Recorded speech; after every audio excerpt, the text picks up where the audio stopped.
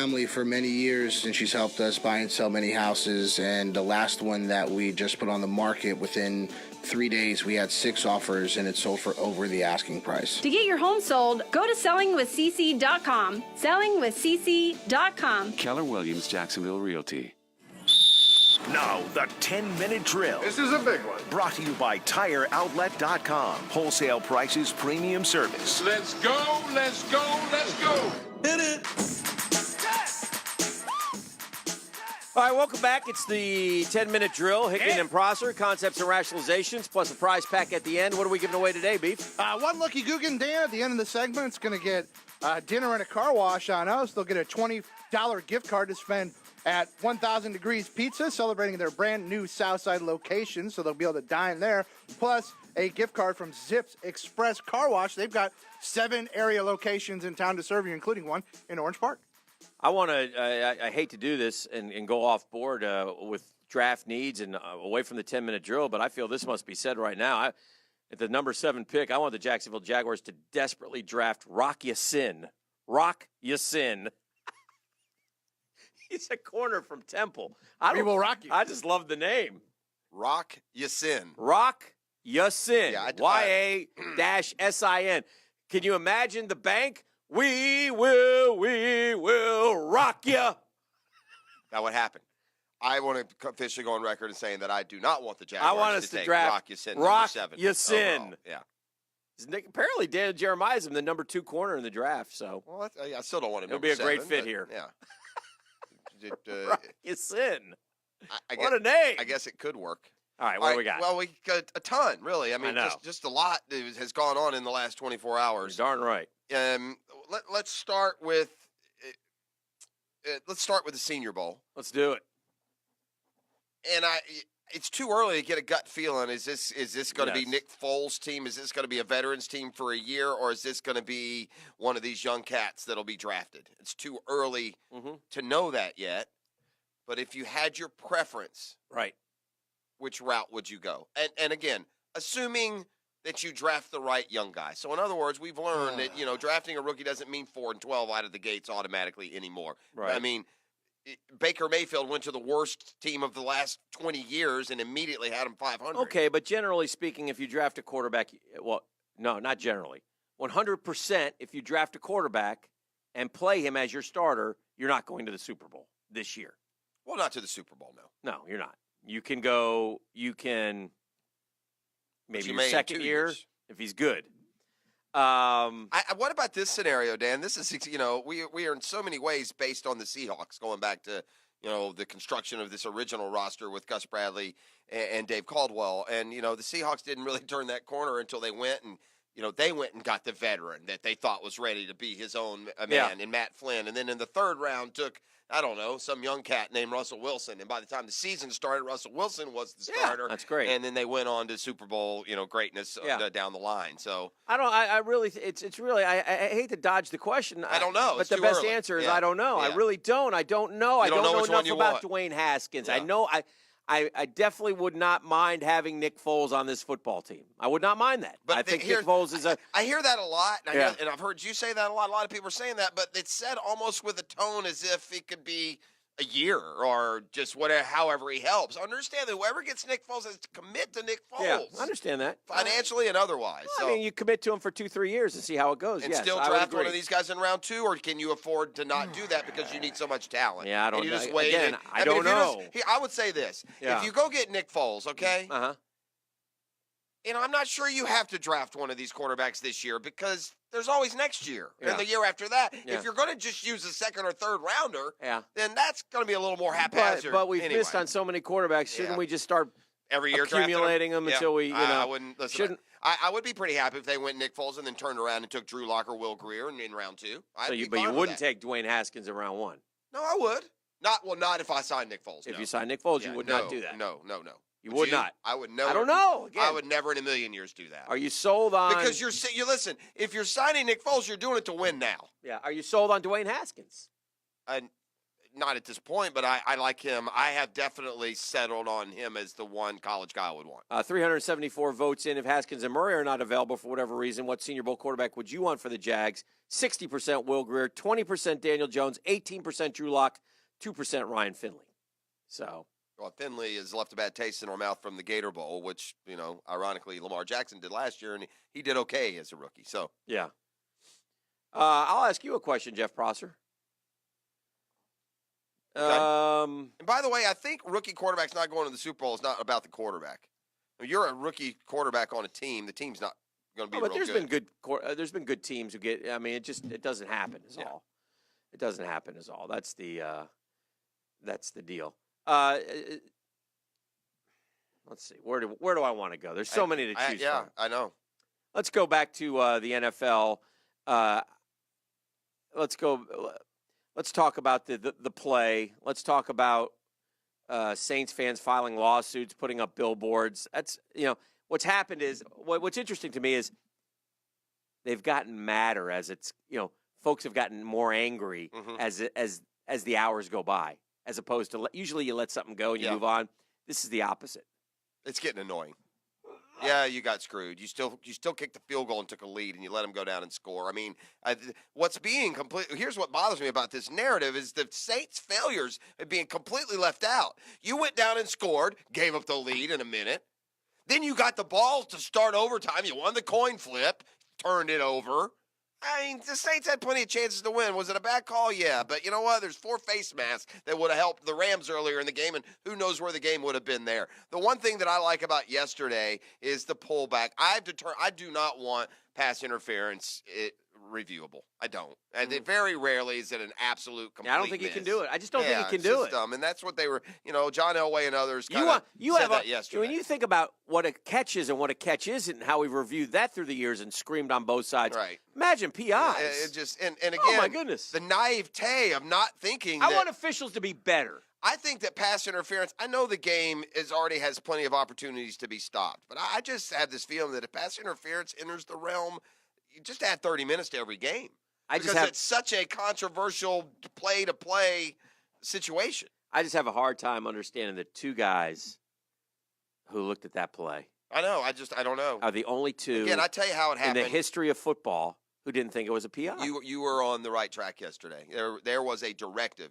And I don't remember if last year something happened. Let him play. There's a directive to let him play. And you know why? Miles Jack wasn't down. May have something to do with that, Dan. Yeah, maybe. They don't blow that play down. New England may not have been in the Super Bowl last year. It may have been our Jaguars. And so the Jags, in a way, may have played a part in that Saints no call.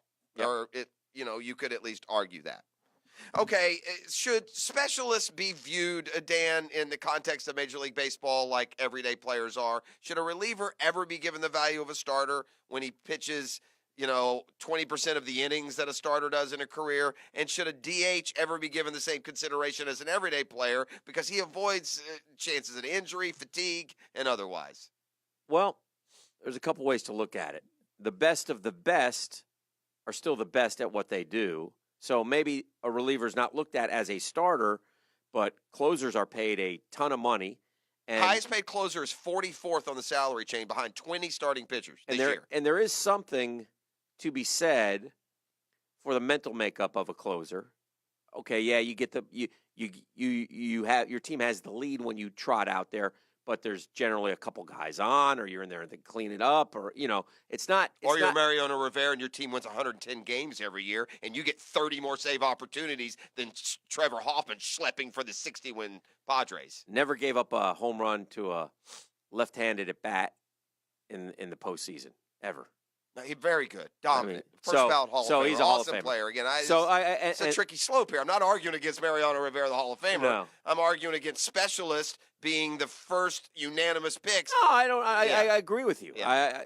That's a miss, and again, but the reason why it happened is because these guys don't want to deal with the aftermath because of their fellow brethren who now find out who the guy is who are the 6 guys who didn't vote for Mariano Rivera, and why didn't you vote for him? The Baseball Writers and you have to be transparent. And so it's not. America's dead to me. It's not that big. It's not that big a deal. It's a combo of It's not that big a deal. Mariano Rivera was going to get into the Hall of Fame. Correct. It opens it. Now Derek Jeter next year will be 100%er. I'm going to say this, that the curse of the Babe will hit the Yankees, and they will not win another World Series in anybody listening to this program's lifetime.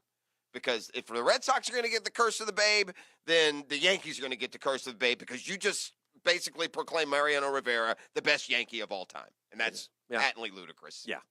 Yeah, Blame he the would baseball fall as the greatest Yankees of all time.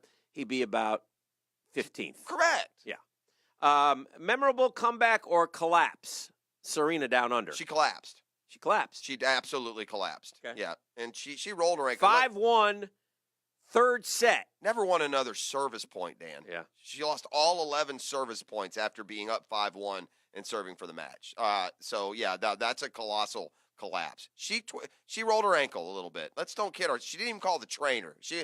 That's not why she lost that ankle injury. It didn't help her win, but she had 4 match points after that point. Yeah. And didn't close any of them out. So I wouldn't call it a choke, but I would call it a collapse. And that's when you're 37 years old, like Serena is, the collapses are even As a harder to follow-up, take. will she win another slam? I believe she will. You believe she will? Although I will say, I mean, I guess the fitness level must be through the roof because she's too heavy, dude. I mean, she's, it's got to start to play a part by match 6 of a major. I think, but I could be wrong. She had a couple of these memorable meltdowns and collapses in the last 2 or 3 years. You had mentioned the U.S. Open final. That was where she got called for the coaching violation. Okay, if you remember. and she got all screamed at. Yeah, she's had some meltdowns here. Well, she's now played. She had the baby, so she was away, so she missed 4. And since she's come back, she's made 4th round, 2 finals, and a quarterfinal. Yeah. So this was a hard quarter. to write her. This was a quarter. Hard to write her off, but again, 30. It's not 33, 34. It's 37. Right, and just had a baby, and she's the greatest. Look, Serena Williams obviously she has to work incredibly hard to stay the size she is. That's obvious. Think about how much running around Serena Williams does, how much exercise she does, and she's just a big woman, dude. Yeah.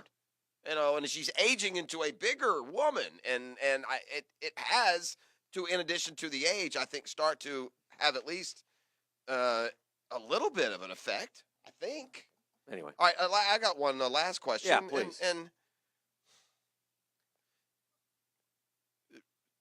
do you credit the resolve of Florida and Florida State basketball? FSU from the standpoint that they'd lost, a couple 3 in a row and we're not playing good basketball. Now, granted, they have a home date with Clemson. But Florida, look, it's been an up-and-down season to start with. And look what they've done now. This is a team notorious for blowing the lead. Yes. And in their last 2 games, they've come from 6 or 8 down in Georgia to win in the last 10 minutes. And they trailed at home last night by 13 to Texas A&M and ended up winning by almost 10 points. So where are you on the resolve of FSU returning as a Final Four, contender, and Florida as keeping NCAA hopes alive? Doubtful on either at this point. I'm not ready to give them resolve for both winning home games against teams that aren't as good as them. So, Okay. no, I'm not. Now, wake me up in 5 games with Florida, okay? And I will let you know. And as far as the Noles, I again, same thing. Go win if this was a gritty, gutty, even road win against Clemson, it'd be one thing. It was a home game. You were down by 6.5. You pulled away. You did what you had to do. You had to break the streak. You were 1-4 in the ACC. Florida State should never be under 500 in the ACC. They, to me, are one of the best teams in the ACC. So they're on the right, at least they're starting back. They got the ball rolling a little bit. Florida's won a couple in a row, but they now face a murderer's row. They have a tough 4 or 5 game stretch. 5-game stretch here that includes a trip to Fort Worth. Is that where TCU is, if I'm not mistaken? That is correct. And then they play 4 ranked teams in the SEC: Ole Miss, Kentucky, at Auburn, at Tennessee. Got to find some dubs in there. Good luck. All right, we got a brunch with the tour coming up bottom of the hour. We're also going to see what's trending coming up. Good.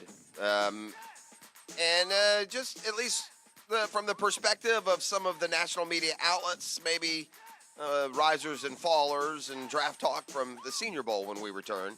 Next On 1010XL 92.5. Let's do caller FM. number 4 today at 641-1010 for the prize pack that Beef said is. Call number 4 is 641-1010. You're going to take home pizza at a car wash, guys. $20 to 1,000 Degrees Pizza. They're celebrating their new Southside location. You'll get $20 to spend over there. You'll also get a gift card from our friends at Zips Express Car Wash. Caller number 4 right now, 641-1010. The Drill on 1010XL. From the studios of Republic Services, we'll handle it from here.